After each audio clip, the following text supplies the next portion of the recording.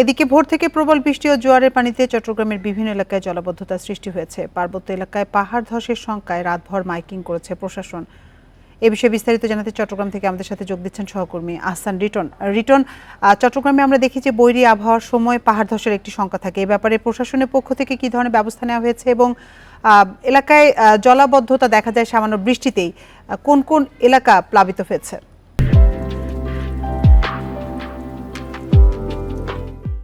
দেখুন, আমরা এই মুহূর্তে আছি চট্টগ্রামের ব্যস্ততম প্রবর্তক মোড় এলাকায়। আপনি যদি আমার ঠিক পেছনটায় দেখেন তাহলে দেখবেন আসলে এখানে হাঁটু থেকে ক্রমসমান পানিতে পুরো এলাকাটি তলিয়ে গেছে। এটি চট্টগ্রাম মেডিকেল কলেজ হাসপাতাল সহ অসংখ্য হাসপাতাল এই এলাকায় রয়েছে এবং সেই কারণে মানুষের আনাগোনাও এখানে বেশি। আপনি দেখতে পাচ্ছেন যে আসলে যে রিক্সাগুলো এখানে চলাচল করছে সেগুলো একেবারে ক্রমসমান পানিতে তলিয়ে গেছে এবং সেই অবস্থাতেই সেগুলো চলছে। আমরা এখানে যারা রোগী নিয়ে এসছেন তাদের সাথে কথা বলেছি, তারা বলছেন যে আসলে এরকম একটি অনাকাঙ্ক্ষিত ঘটনার জন্য তারা কোনোভাবে প্রস্তুত ছিলেন না।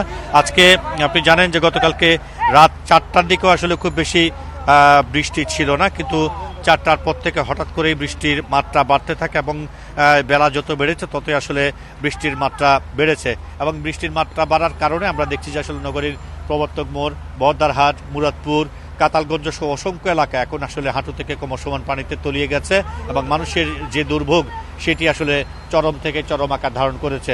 আমরা এটি নিয়ে আসলে চট্টগ্রাম সিটি কর্পোরেশনের মেয়র কিংবা অনেকের সঙ্গে যোগাযোগ করেছি, কিন্তু কারোর সঙ্গে আমাদের আসলে ঠিক যোগাযোগ সংযোগ স্থাপন করা সম্ভব হয়নি। আমরা যেটি দেখছি সেটি হচ্ছে গত কয়েক বছর ধরে জলাবদ্ধতা নিরসন প্রকল্প একটি মেগা প্রকল্প চলছে। সেই মেগা প্রকল্প এখনো পর্যন্ত আসলে শতভাগ আলোর মুখ দেখেনি বলে এখনো পর্যন্ত আসলে সামান্য বৃষ্টিতে পুরো এলাকা অর্থাৎ চট্টগ্রামের নিচু এলাকাগুলো আসলে প্রতিবারই তলিয়ে যায়। আজকেও সকাল থেকে যে বৃষ্টিপাত হয়েছে সেই বৃষ্টিপাতের কারণে এখন আমরা দেখছি পুরো এই সমস্ত নিচু এলাকাগুলো এখন পানির নিচে অবস্থান করছে।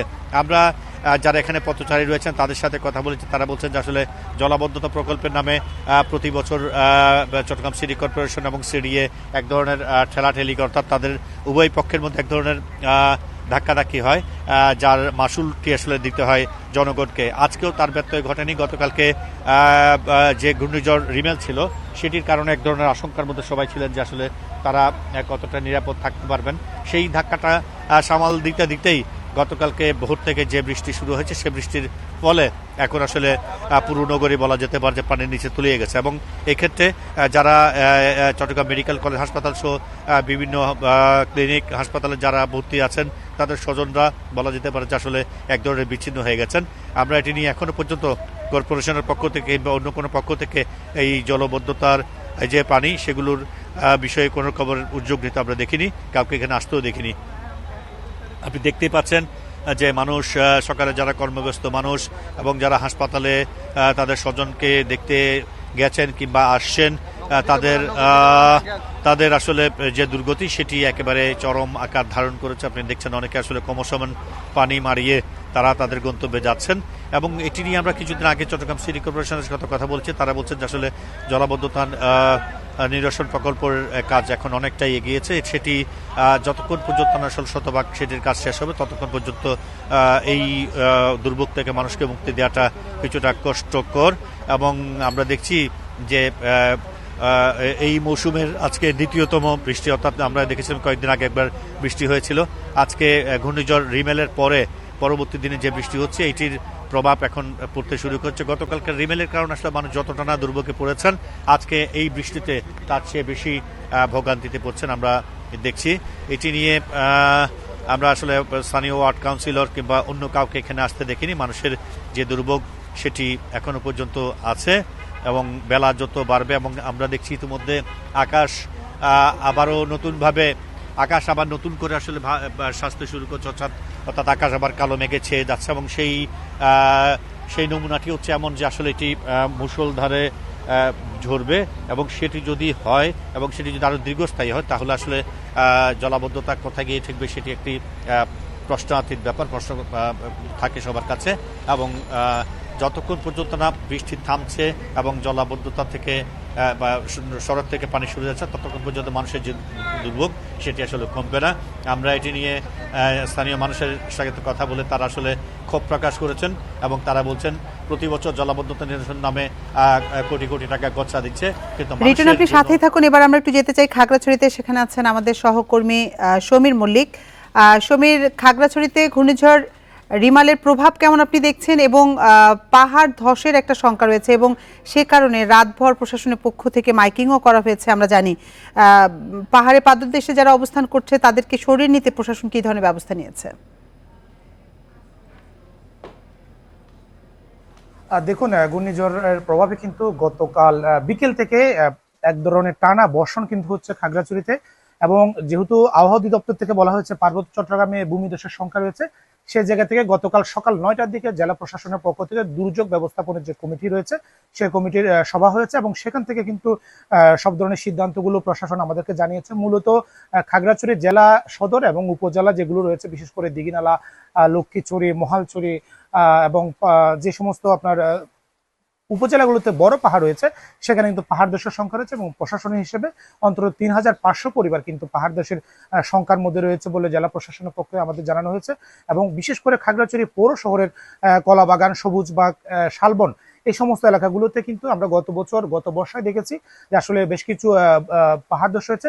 সেই জায়গাগুলোতে কিন্তু এবার প্রশাসনের পক্ষ থেকে পাহাড় ধসের সংখ্যা সেটি করা হয়েছে, এবং সেই জায়গা থেকে গতকাল আমরা দেখেছি বিকেল থেকে প্রশাসন সতর্কতা যে বিষয়টা রয়েছে তারা মাইকিং করছে। বিশেষ করে পাহাড়ের পাদদেশে যারা বসবাস করছে ঝুঁকিপূর্ণভাবে তাদেরকে সরে যেতে বলা হয়েছে, কিন্তু এখানে তাদেরকে সরে নেওয়ার জন্য যে উদ্যোগ, বিশেষ করে তাদেরকে এক ধরনের যে সে জায়গাগুলোতে আমরা দেখছি আসলে সতর্কতা জারি করার পরে আসলে তাদের মধ্যে এক ধরনের অনীহা রয়েছে সে আশ্রয়কেন্দ্রে যাওয়ার ক্ষেত্রে। বিশেষ করে যারা পাহাড়ের পাদদেশে বসবাস করছে তারা কিন্তু আশ্রয়কেন্দ্রে যেতে চায় না, কিন্তু প্রশাসনের পক্ষ থেকে এটা সর্বোচ্চ জোর দিয়ে তারা প্রচার প্রচারণা চালিয়েছে, কিন্তু তাদেরকে আশ্রয়কেন্দ্রে যেতে বাধ্য করার বিষয়টি সেটা কিন্তু প্রশাসনের পক্ষ থেকে জানানো ঠিক সেভাবে উদ্যোগ নেওয়া হয়নি।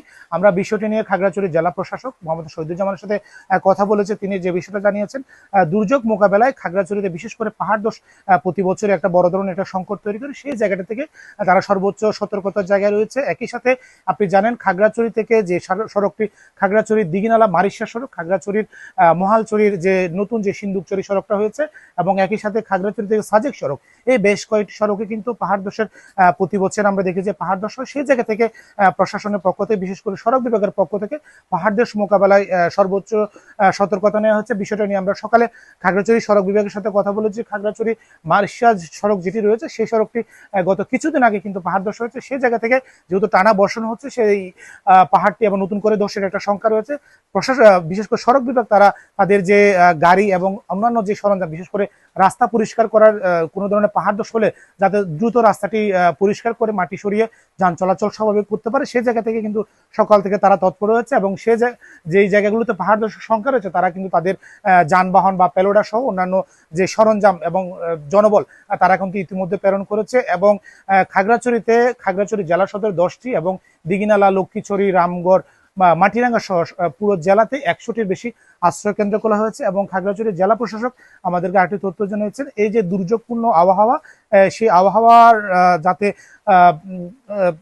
তাৎক্ষণিক ব্যবস্থা নেওয়া যায় সেই জায়গা থেকে খাগড়াছড়ির সরকারি যে কর্মকর্তা কর্মচারী রয়েছে তাদের সব ধরনের ছুটি বাতিল করা হয়েছে, এবং আশ্রয় কেন্দ্রগুলোতে তাদের সার্বিক প্রস্তুতি এবং একই সাথে শুকনো খাবার এবং যাতে দুর্গত মানুষকে সহায়তা করা যায় সেই জায়গা থেকে তাৎক্ষণিক ব্যবস্থা নেওয়া হচ্ছে। এবং গত প্রায় বলা যায় 12 ঘন্টা ধরে খাগড়াছড়িতে অবিরাম বর্ষণ হচ্ছে, এবং সকাল থেকে সেটা এবং গতকাল রাতেও সেটা অব্যাহত আছে।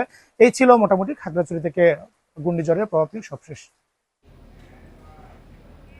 চট্টগ্রাম এবং খাগড়াছড়ি থেকে ঘূর্ণিঝড় রিমালের প্রভাব নিয়ে জানাচ্ছিলেন আমাদের সহকর্মীরা।